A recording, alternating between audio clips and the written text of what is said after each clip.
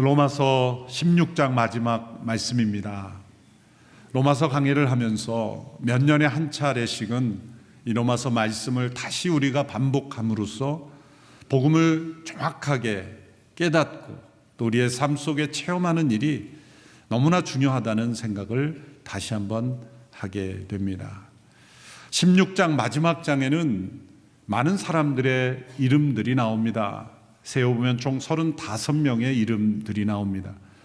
이들은 바울과 함께 동역하고 있거나 또 이전에 바울과 만나서 믿음의 사귐을 가졌던 사람, 바울에 의해서 양육받았던 사람, 또 바울을 후원하고 현재도 협력하고 있는 사람들의 이름입니다. 처음에 설교 본문을 후반부에 이름이 나오지 않는 후반부만 하려고 하다가 이건 큰 실수이겠구나라고 생각을 했습니다. 왜냐하면 사도 바울이 기도하며 한 사람 한 사람의 이름을 기록하며 문안했던 그 마음이 바로 하나님의 마음이기에 우리가 부르기에 낯선 발음이라서 읽기도 힘든 이들의 이름이지만 하나님께서는 이들의 한 사람 한 사람의 이름을 기억하신 하나님이라는 것을 우리에게 말씀하십니다. 또한 이름도 없도 빛도 없이 복음 증거를 위해서 사역하시는 많은 선교사님들, 또 복음 전파를 위해 협력하는 많은 성도들의 이름이 이 세상의 역사책이나 심지어 교회 역사책에도 등장하지 않을지라도 하나님께서는 우리 모든 복음 증거를 위하여 협력하는 성도들의 이름을 하나님께서는 기억하신다. 그 말씀을 우리에게 주시려고 로마서 16장에 바울을 통해 여러분들의 이름을 기록해 놓으셨다는 생각입니다. 어떤 학자들은 아직 가보지 않은 이 로마에 여러 성도들의 이름을 바울이 어떻게 알고 문안하느냐, 이것은 다른 곳에 갈 편지가 편집이 잘못됐다라고 말하지만 그것은 억지 주장이지요. 바울이 여러 차례 전도 여행을 통해 여러 곳에서 만난 사람들, 그래서 각기 이 사람들에 대한 문안의 내용들이 다릅니다. 사연들이 다 다른 것입니다. 공통점은 예수 그리스도 안에서 사랑하는 지체들이요 동역자들이라는 겁니다. 그들은 서로 예수님 때문에 만났고 또 예수님 때문에 하나가 되어 협력하고 있습니다. 예수 그리스도의 복음과 하나님 나라 그 한 가지 이유로 그들은 생명을 다해 헌신했고 하나 되었습니다. 로마가 로마 제국의 당연히 중심이었고 그 로마 시를 중심으로 해서 여러 지역을 다니며 왕래하며 일했던 많은 사람들이 있었습니다. 그래서 사도 바울이 있는 곳에서부터 로마에까지 왕래하는 사람들도 있었죠. 대표적인 사람이 1절에 나오는 이 베베라는 자매입니다. 그는 갱그리아 교회 일꾼이라고 했는데 그 일꾼이라는 것은 집사직으로도 해석이 될 수 있는 교회의 일꾼이며 그는 또한 여성 사업가로서 여러 지역을 다니면서 일을 했던 것 같습니다. 여성 혼자 그 먼 거리를 여행할 수 없게 어느 정도 재력을 가져서 많은 사람들을 이끌고 안전한 이동과 또 중요한 물건을 전달할 수 있는 그러한 위치에 있었습니다. 그 사도 바울이 고린도에서 로마 교회에 편지를 보내는 바로 이 로마서를 베베라는 여인이 전달했다는 것이 대부분의 학자들의 공통적 의견입니다. 이처럼 고린도에 있는 사도 바울이 로마 교회의 이 중요한 편지를 전달하는 역할을 했던 베베로부터 시작을 했어요. 브리스게와 아굴라는 고린도에도 있었고 에베소도 있었습니다. 근데 그들은 워낙 원래 로마 출신이죠. 이처럼 로마를 중심으로 여러 곳에 잘 닦여져 있는 도로를 따라서 원래 군사적으로 정복하게 만들어진 도로지만 복음이 전파되는 도로 역할도 하고 또한 여러 성도들이 초기 그리스도인들이 서로 왕래하며 복음 전파를 위해 협력하는 중요한 길이 되었던 것입니다. 그래서 이 명단에 나오는 모든 문안을 받는 성도들은 이 모양 저 모양으로 바울과 함께 동역했던 신실한 사역자들인 것입니다. 저는 이 명단을 보면서 하나님께서 온누리교회 역사 속에 협력했던 많은 성도들의 이름을 기억하신다. 하나님 나라의 역사책에 반드시 기억하시고 기록하신다. 또한 한 사람 한 사람 선교사님들이 사역할 때 중보하며 기도하며 협력했던 모든 성도들의 헌신을 하나님이 기억하신다는 거예요. 부족한 제 자신이 여기까지 이를 때까지도 많은 분들의 기도와 헌신이 있었습니다. 그분들에 대한 감사의 시간을 가졌습니다. 제가 여기에 이르기까지 기도하며 중보한 많은 분들, 그분들의 이름을 하나님이 기억하신다. 지나가다가 잠시 만났지만 목사님 위해서 기도하고 있습니다라는 그 짧은 말 속에 얼마나 하나님이 그 기도를 기뻐하실까? 선교사님들을 위한 중보의 기도를 하나님이 얼마나 기뻐하실까? 사도 바울이 기억한 사랑으로 무난한 이 성도들의 이름 속에 하나님께서 그 성도들의 헌신을 받으셨고 영원히 기억하신다는 메시지가 포함이 되어 있습니다. 한편으로 우리에게 이렇게 적용해 볼 수 있습니다. 나는 기억하는 그리스도 안에서 협력하고 있는 성도들의 이름은 몇 명이나 될까? 가족과 친척 외에 또 주소록을 보고 생각하는 사람 외에 그리스도의 복음을 전하는 일에 함께 협력하고 있는 성도들의 이름을 나는 몇 명이나 기억하고 있을까? 어쩌면 그것이 우리의 헌신의 증거일 수도 있기 때문입니다. 사도 바울이 사랑으로 문안하고 있는 이들의 명단을 보면 사회적으로 직업, 연령, 또한 계층, 또 성별 다양한 사람들이 하나 되어 공동체를 이루고 있다는 것을 알 수가 있습니다. 어떤 사람은 그 당시에도 노예 신분으로 알려져 있습니다. 암블리아, 우르바노, 허메라는 분들은 당시에도 노예 신분이었고 또 아리스토블로라는 사람은 황제와 아주 가까운 친구로 알려집니다. 이 아리스토블로는 어떤 문서에 의하면 헤롯 대왕의 손자였지만 왕족으로 살기를 원치 않고 평민이 되어서 살았지만 당시에 글라우디오 황제와 아주 가까운 친구였다고 전해지기도 했습니다. 또 이 명단에는 9명의 여인들의 이름이 등장합니다.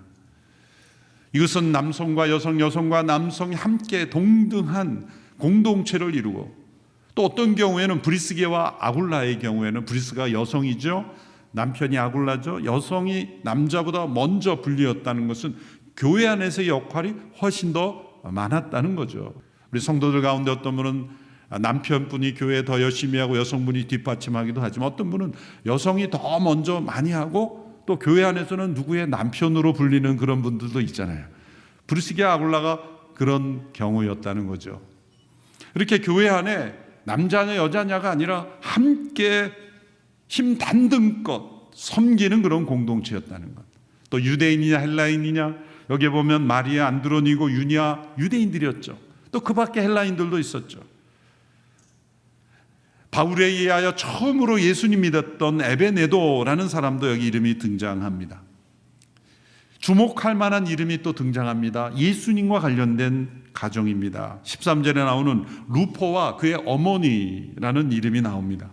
이 루포라는 사람의 이름이 마가복음에 등장합니다. 마가복음 15장 21절에 보면 예수님께서 골고다로 가는 그 비아돌로로사 십자가의 길, 고난의 길을 십자가를 지고 걸어가셨을 때 너무나 지쳐 쓰러져 십자가를 지고 갈 수 없는 때 로마 군병이 구레네에서 온 시몬이라는 사람이 대신 십자가를 지게 하는 장면이 나옵니다. 그때 그 시몬을 소개할 때 이렇게 표현합니다. 알렉산더와 루포의 아버지다. 바로 그 시몬이 이 루포의 아버지였던 것이죠. 구레네 출신 루포. 그의 아버지가 예수님의 십자가를 대신 지었습니다. 처음에는 내가 운이 나빠서 이런 일이 왜 이 관련되었나 이렇게 생각할지 모르겠지만 그는 하나님의 아들 예수 그리스도 죄 없이 고난을 받으셨지만 조금도 누구를 원망하지 않고 용서하시며 사랑하시며 그 고난을 감당하시는 그 하나님의 아들의 영광의 고난을 직접 옆에서 보았던 구레네 시몬. 구레네 주신 사람들 가운데 이 영적인 사역자들이 많이 나왔다는 증거가 사도행전 11장에 나옵니다. 안디옥 교회가 출현할 때 예루살렘으로 흩어진 사람들은 유대인에게만 복음을 전했지만 구레네 출신 몇 사람이 헬라인에게도 그리스의 사람에게도 복음을 전함으로써 안디옥 교회, 지금의 안티키아의 시리 안디옥 교회가 세워 복음 전파의 전초기지가 되었다는 기록이 나옵니다. 바로 그 구레네 출신 시몬, 그것은 구레네 시몬이 십자가의 사건을 목격하고 영적으로 변화되었다는 중요한 증거이고, 이 구레네에서 많은 사역자들이 나타났고 바로 이 루포도 그 출신이고, 그 루포와 그의 어머니가 바울의 동역자가 되어서 함께 지금 로마 교회를 섬기고 있다는 증거가 되는 것입니다. 이처럼 하나님의 역사는 초대교회 성도들이 하나 되는 가운데 각양각색의 사람들이 모여서 공동체를 이루어 복음이 증거되었습니다. 바울은 지난주 본문에 근거하면 15장에 근거하면 스페인 선교를 바라보고 있습니다. 로마 제국의 서쪽 변방이죠. 그는 주로 동쪽에서 사역을 하다가 이제 하나님께서 맡겨주신 사역을 감당하고 이제 복음이 전해지지 않는 서쪽을 향하여 나갈 때 로마 교회가, 안디옥 교회가 그 역할을 했던 것처럼 1차, 2차 전도여행의 중요한 센터가 됐던 것처럼 이제 로마 교회가 스페인 선교를 시작으로 4차, 5차 전도여행의 전초기지가 되기를 원했던 거죠. 그래서 여러 차례 로마에 가고자 했고, 가고자 했지만 예루살렘에 구제헌금을 먼저 전달해야 했기에 이제 예루살렘으로 먼저 갔던 것입니다. 학자들에 의하면 이 스페인 선교가 이루어졌는지에 대해서는 알 길이 없다라는 겁니다. 기록에 남아있지 않다. 어쩌면 못 갔을 수도 있다. 예루살렘에 구제헌금을 전달하러 간 거리만 2년이 걸렸다는 거죠. 그러나 바울은 스페인을 방문하지 못했지만 직접 스페인 선교를 한 것보다 더 큰 열매가 맺어졌다. 그 근거는 바로 로마서 그 자체이다. 그가 로마 교회 성도들을 복음 안에 굳게 세우기 위해서 기도하며 성령의 감동을 받아 작성했던 이 로마서가 그가 직접 스페인으로 가 사용한 것보다 더 큰 열매를 맺는 통로가 되었다는 거죠. 하나님 나라와 비전을 위하여 꿈꾸는 사람들은 자신의 계획 그 자체가 이루어지진 못했을지라도 하나님이 그 마음을 받으셔서 우리가 생각하고 계획한 것보다 더 놀랍고 큰 일을 하나님은 이루신다는 겁니다. 이제 비전헌금 영상을 보시겠지만 김사무엘 선교사님이 이라크 선교를 위해 헌신했지만 몇 개월 만에 혈액암으로 갑자기 돌아가셨습니다. 그때 이라크에서 데려온 청년이 한국에서 신학을 공부하고 다시 본국으로 돌아가서 교회를 개척하고 놀라운 성장을 이루어 처음으로 정부의 허락을 받아서 예배당을 건축하는 것에 우리가 건축원금을 하는 겁니다. 김사무엘 목사님이 직접 사역은 못하셨지만 그때 만난 청년들이 이제 한국에 와서 신학을 공부하고 목회를 공부하고 되돌아가서 이룬 일이 놀라운 일들이 일어나고 있는 겁니다. IS들이 활동하고 있는 접경 지역의 수많은 난민들을 복음으로 변화시키는 귀한 사역을 이루고 있다. 하나님의 역사는 우리가 생각하고 계획한 것에 더 넘치도록 역사하시는 하나님이십니다. 바울은 로마를 방문하고자 했지만 여러 번 갈 길이 막혀 로마서를 통해 그들을 복음 안에 견고히 세우는 일을 하였던 것입니다. 그것은 로마 교회뿐만 아니라 그것은 신약 성경의 일부가 되어 오고 오는 모든 세대에게 복음으로 경고케 하고 모든 민족에게 전해져야 될 이 복음이 전해지는 통로로 하나님이 사용하셨다. 그리고 그 바울과 함께 협력하는 이들의 이름을 하나님이 기억하시고 이 성경에 기록해 주셨다는 것입니다. 오늘 우리에게도 이러한 복음 전파에 협력이 있기를 원하며 이 복음이 증거되는 일에 어떠한 모양이든지 함께 참여하는 이름을 하나님이 기억하신다는 것입니다. 바울이 기억력이 좋아서 이들의 이름을 다 기억한 것은 아닙니다. 기도 가운데 이들의 이름이 있었기 때문입니다. 선교 헌금에 참여하는 분들에게 기도 편지, 오늘이 온 편지가 나갈 겁니다. 매일매일 기도 제목이 나옵니다. 얼마나 소중한 기도의 제목인지요. 생명의 삶과 함께 꼭 우리 성도들에게는 선교사님들의 기도 편지가 생명의 삶과 함께 꼭 책상에 놓여 있게 되기를 바랍니다. 아멘 소리가 시원찮네요. 꼭 아멘을 해야 되는 것은 아닙니다. 겉면이니까. 그렇지만 우리 선교지에서 온 소식들을 소중하게 생각하고, 그리고 1년에 한 차례 우리 선교사님들의 간증을 집을 내죠. 연초에. 얼마나 귀한 간증인지 모릅니다. 400년 29장의 역사들이에요. 바울 시대에 이러한 일들이 이런 것처럼 오늘 이 시대에도 바울과 함께 동역했던 그들과 같은 이들이 오늘 이 시대에도 있습니다. 전 세계에 사역하고 있는 귀한 우리 선교사님들의 모든 활동들이 하나님이 주목하시고 기억하시고, 또 함께 기도하는 모든 협력자들을 하나님이 축복하십니다. 이렇게 사랑의 문안만 있는 것이 아니라 이제 바울은 날카로운 엄한 경계도 합니다. 왜냐하면 그리스도의 몸을 무너뜨리고 하나님의 복음이 증거되지 못하게 하기 위하여 회방하는 끊임없는 사단의 역사가 있기 때문이죠. 17절 18절의 말씀을 함께 읽겠습니다. 시작. 형제들이여, 내가 여러분에게 권합니다. 여러분은 배운 교훈의 역행에 분열을 일으키고 회방하는 사람들을 경계하고 그들을 멀리 하십시오. 그런 사람들은 우리 주 그리스도를 섬기지 않고 자기 배만 채우며 그럴듯한 말과 아첨하는 말로 순진한 사람들의 마음을 현혹합니다. 어느 시대 또 어떤 교회이든지 복음의 교훈을 역행하여 사단의 종로로 타는 이들이 있어 왔습니다. 사람들의 마음을 현혹시키고 거짓된 교훈으로 자기를 따르게 하는 이들이 있습니다.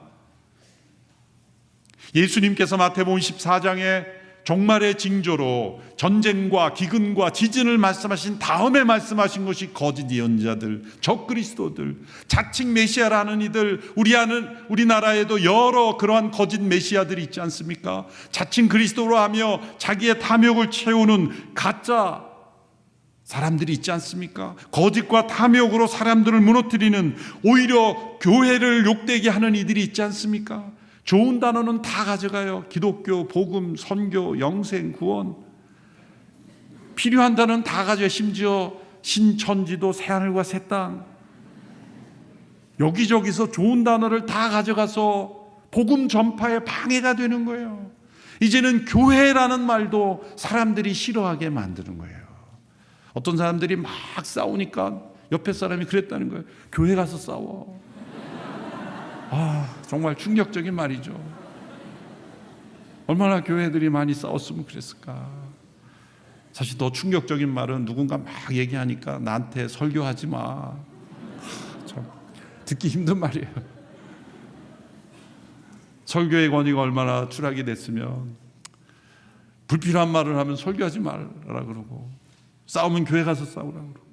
사실은 이게 진짜 교회, 진짜 설교, 진짜 선교 때문에 그렇게 된 게 아니잖아요. 거짓으로, 탐욕으로, 인간의 죄로 선을 이용해서 악을 행하는 자들이 그렇게 만드는 거예요. 이런 사람들은 끊임없이 있었어요. 거짓으로 현혹하는 이런 이단 사이비 뿐만 아니라 우리 안에도 그런 일들이 있을 수 있기에 엄히 우리 자신에게도 경계하고 있는 말씀입니다. 19절 20절의 말씀 같이 읽겠습니다. 시작. 여러분의 순종이 모든 사람에게 알려지고 있어 나는 여러분으로 인해 기뻐합니다. 나는 여러분이 선한 일에는 지혜롭고 악한 일에는 순진하기를 바랍니다. 평강의 하나님께서 속히 사탄을 여러분의 발 아래서 짓밟히게 하실 것입니다. 우리 주 예수의 은혜가 여러분과 함께 하기를 빕니다. 선한 일에는 지혜롭고 악한 일에 순진하라, 미련하라 말씀하셨습니다. 이 지혜는 중립적인 것입니다. 선한 일에 사용될 수도 있고 악한 일에도 사용될 수가 있는 거예요. 지혜는 은사와 같아서 쓰면 쓸수록 더 발전하는 거죠. 우리가 선한 교훈으로 선한 지혜를 계속해서 체험하지 않으면 하나님께서 우리 인간에게 주신 능력이 악에 자꾸 사용되는 거죠. 그래서 선한 일에 미련하고 악한 일에 지혜롭게 될 수가 있는 겁니다. 선한 일에 지혜롭고 악한 일에 순진한 자들이 되는 것, 하나님의 나라의 백성이 복음 역사에 헌신할 때 계속해서 더 선한 일, 더 기뻐하시는 일, 더 복음이 전해지는 일에 우리의 삶을 드리고 연구하고 실천할 때 선한 일에 지혜롭고 악한 일에 순진하게 됩니다. 그 이유가 무엇입니까? 하나님께서 언젠가 그 사단을 성도들의 발로 완전히 밟을 수 있는 날을 허락하시기 때문입니다. 창세기 3장 15절의 말씀대로 예수 그리스도께서 오셔서 사단을 그 머리를 부수심으로 완전한 승리를 이루셨습니다. 예수님은 머리를 부수셨고 사단의 머리를 부수셨고, 우리 성도들은, 예수님을 믿는 성도들은 그 사단을 발로 밟는 거예요. 승리를 누린다는 겁니다. 승리를 체험하며 살아갈 수 있게 하신다. 그러므로 복음으로 살아가는 성도들은 사단을 밟고 살 수 있는 거예요.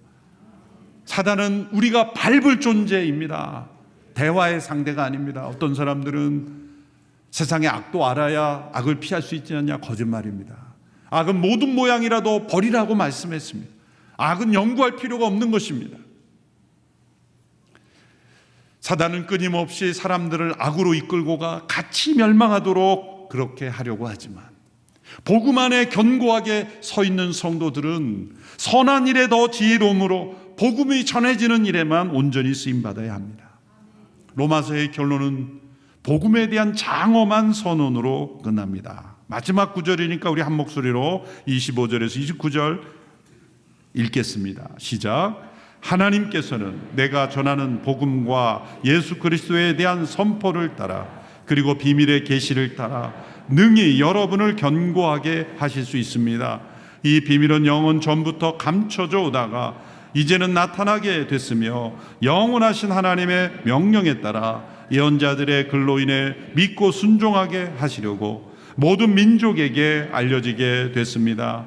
오직 한 분이신 지혜로우신 하나님께 예수 그리스도로 인한 영광이 영원 무궁하기를 빕니다. 아멘.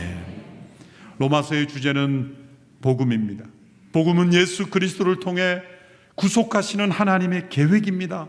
과거에는 비밀스럽게 나타났지만, 예언자들을 통해 부분적으로 나타났지만, 이제 예수 그리스도 안에서 밝히 드러났고 완전히 드러났고 이제 모든 사람에게 알려졌고 또 계속해서 알려져야 합니다. 복음은 어떤 인간이 만들어낸 사상이 아닙니다. 새로운 통찰력이 아닙니다. 어떤 집단이 만들어낸 사상도 아닙니다. 이 복음은 영원하시며 전능하시며 선하신 하나님의 계획입니다. 삼위일체 하나님의 아이디어입니다. 스스로를 희생하시고 낮추시고 사랑으로 우리를 구원하신 하나님의 능력입니다. 어떤 세상의 사람이 역사 속에 사람들을 변화시키는 계획을 세우고 자신을 희생하며 수많은 역사를 이루면서 할 수 있겠습니까? 불가능한 것입니다.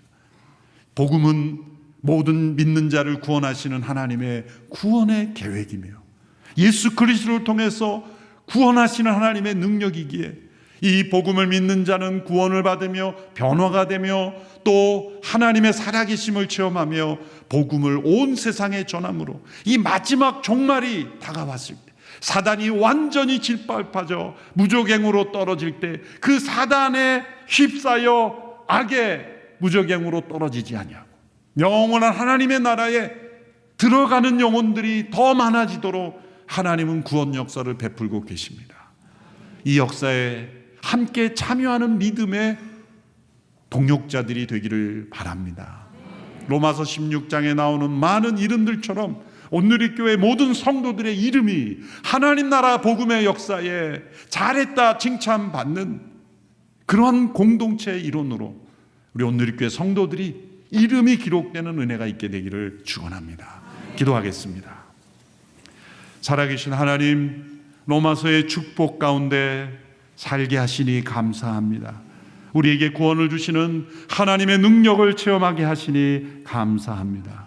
복음 안에 더욱 견고한 믿음 되게 하시고 복음이 온 세상에 전해지는 일에 더욱 기쁘게 헌신하며 살아가는 저희들 되게 하옵소서. 예수님의 이름으로 기도하옵나이다.